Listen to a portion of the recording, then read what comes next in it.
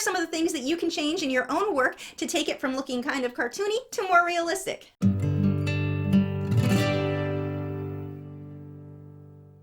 Hi, I'm Lisa, the artist behind Lachri Fine Art. We had a great question in one of our recent live streams. Somebody was complaining that their work tended to look cartoony, which was not their goal. They wanted it to look very realistic, and they didn't know how to move from that cartoon type look into realism. Now, to be clear, I am not bashing anyone who paints or draws cartoons. If that is your goal, there is nothing wrong with that. What I'm talking about are those who are trying to achieve a very realistic look. In the end result, it does look like a cartoon. It's something that I think is so common, especially with acrylic painting.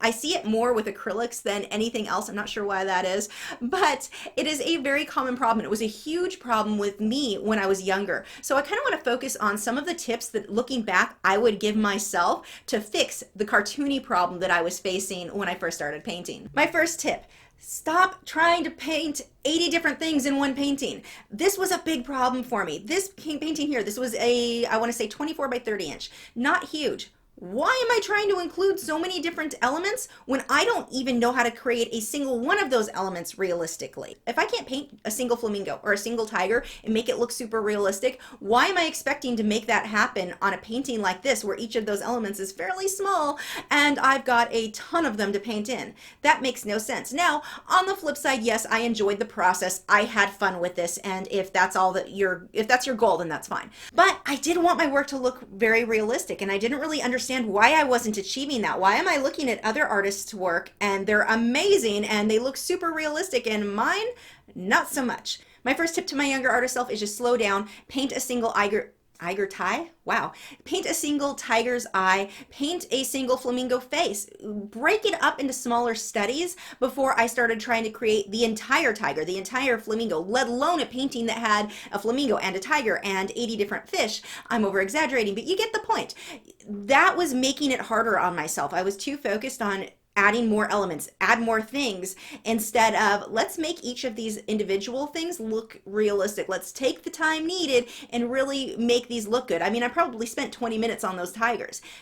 That's not going to yield the best results realistically. I was rushing through everything because I had so many things that I wanted to include. So that was a problem for me too, is just rushing through things. Slow down, take the time necessary. Once I realized that I may have to spend 3 hours on a single piece of coral, little tiny coral, 3 hours painting that was a big wake-up call for me. That made all the difference in the world in my work, is just slowing down. So that would be my next tip. Slow down. Stop trying to get so much done so quickly. Take all the time necessary to get each little area just perfect, just exactly how you want it to be. That's kind of hard to do when you're trying to combine so many different things into one painting like I did here. The next problem that I was having was in creating depth. I was putting just as much detail in that background as I was in the foreground. There's no variation there, and so everything looks very, very flat. So using this painting as an example again, I would have told myself, soften out the waterfall, soften out the mountains in the background. They're just flat going all the way across. Soften out what's in the distance and focus on your foreground. Get the detail up front where you want the viewer's attention, not on the contrast that I've got in the background. So when I say soften out, what do I mean here? I would tone down the line. I've got a very harsh line where the cliff and the sky meet. I would soften that out so it's not quite so harsh. If we look at this painting here, Reflections, the distance, look at how soft the mountains are in the background. You can see that there's mountains. You can see the difference between the grass and the sky, but it is a very soft transition, and it helps to create the depth where you're looking back. In addition to that, there's not a lot of detail in what's in the distance. I've kept the detail up front so that it does look like you're looking back into that mirror, in that case, looking into that landscape. So learning when to soften a line, when to soften your values. Too much contrast in mind between that mountain and the sky. That is kind of drawing attention to a very weird place, and it's making the whole piece look very flat. The next bit of advice I would have given myself is to focus on my values. I would think, okay, we'll just paint the perfect shade of gray for dolphins, the perfect shade of orange for the tiger, and that's what's going to make it look realistic. I just need to find the right color. No, you don't. You need to find the right value, and that is a very, very different thing. By finding the right value, what I'm talking about is making sure your lights are light enough, your darks are dark enough. Get those shadows in there. If you don't have your shadows in there, everything looks very, very flat. And that's what was happening in all my work. Everything, I mean, look at the tigers. They're all, the mom tiger and the two babies, they are all the same value. And I'm pretty sure I violated many copyrights wherever I got that reference photo. I probably got it out of a National Geographic magazine. Just a side note there. But if we look at how flat everything is, all of my fish, yellow fish, solid yellow. The white on the whales, I did a little bit of blending with blue, but for the most part, they're just solid white. And we all know white is not white, especially not if underwater. It's going to be mostly the same color as the water, just a little bit lighter. So I've got a lot of problems in here where I don't have variation in my value. Everything, my yellow fish are solid yellow, my orange tiger solid orange, my pink flamingo solid pink. There's no real shading in there, and that makes everything look very flat. And looking at these dolphins, there's not a lot of shading there. I'm mostly solid gray with a little bit of detailing in there. Next, if you really want something to look like a cartoon, outline it. Look what a great job I did there outlining those dolphins. Look at how they look like a cartoon. Cartoons are outlined. Real life is not outlined. Get rid of the outlines if you want to avoid the cartoony look. Instead, let's look at this flamingo. Now, this guy looks way more realistic. He has lots of colors. It's not just solid pink. I didn't find the perfect pink and paint that in there. Look at the difference in the values, the lights and the darks. Look how light my lights are, how dark my darks are. Do not be afraid of that contrast. That is going to make it look much more realistic, and he's also not outlined. But look how much more realistic he looks because of that. I was brought in once to fix a mural someone had done.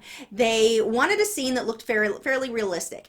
The problem is that the artist that they had do the initial painting, it was flat. The camels were just solid brown. The people were solid skin colored. There was no shading in the face. The background was, I think the night sky was like a dark blue, and then you had the sand was light brown. There was no variation in values. The drawings were fairly correct. That wasn't the problem. It wasn't even that the colors were wrong. It was that there was no variation in shadows. Everything was very, very flat. All I had to do to come in and fix this and make the client happy was I brought my airbrush in and I airbrushed shadows on everything. I don't even think I had to add highlights. I think for the most part, the majority of what I had done to change things just add shadows. That's all it was missing in order to make it look more three-dimensional. When you paint something solid one color, I'm painting a portrait, okay, I've got the perfect skin color, I'm just going to paint all of the face that color and then paint in the eyes and the nose and the mouth, and it'll look, no, it's going to look flat. It's going to look like a cartoon. Any artwork that you look at that you think, wow, that is super realistic, look at the values. That's probably the biggest difference between what you're creating and what that artist has done. Pay attention to where the lights are light and the darks are dark. That will make all the difference in the world in your work. And of course, make sure your initial outline is drawn correctly. That will help make your work look more realistic too. I have a frequently asked questions page over on my website. If you cannot find the answer to your question, there is a section where you can submit a question to be featured in one of these videos. I will have a card pop up here so you can check that out. You know I'm comfortable with you guys when I'm showing you work from like 20 years ago that I should otherwise be fairly embarrassed about. I wonder what ever happened to that painting with the tigers and the flamingos. I have no idea. If you've not already subscribed, make sure to click that button right there. It's round orange arrow. Can't miss it. That'll help you to keep up to date with all 5 of my new art videos every single week. I'll see you guys in a couple of days.